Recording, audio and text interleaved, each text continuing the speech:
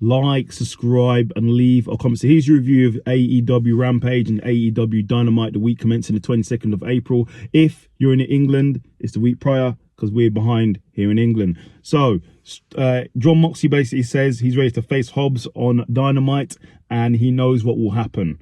And then we have a four-way with RVD, Isaiah, Lee Johnson, and Commander. Really good match, but in the end, Rob Van Dam gets the victory. Then we have Yuta versus Sakura. I think that's how you pronounce her name. Yuka gets the victory. Then in the main event, it's the Undisputed versus Kyle O'Reilly, Rocky Romero, and Daddy Magic in a trios match. Really good match. Go and watch it. But in the end, Kyle gets the victory. Then we head over to Dynamite. So Dynamite starts with the Elite turning up with Jack Perry, as he was at Dynasty.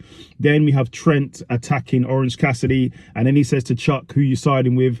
And Chuck basically attacks Trent instead, so he's siding with Orange Cassidy. Then we have John Moxley said he's ready to defend his title, IWGP title, and he's confident he's going to win. Then we have Swerve, whose house? Swerve's house. Swerve Strickland versus Kyle in a great match. Go and watch it. But in the end, Swerve got the victory in his first match. Then we have Fonda Rosa and Diana arguing. I'm not sure what was going on there. Then we have Mina versus Anna Jay in a great match. Go and watch it. I haven't seen it, but in the end, Mina gets the victory. Then Mina gets jumped, and so does Mina gets jumped, and so does Mariah May. And then Toni Storm comes out to help. And then Serena D basically comes out looking at a title, so that's probably going to be the next shot.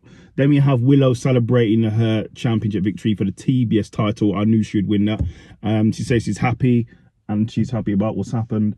And then as she's saying that, Mercedes Moné, the CEO, comes out and basically says she wants to face her at All In, so we'll see.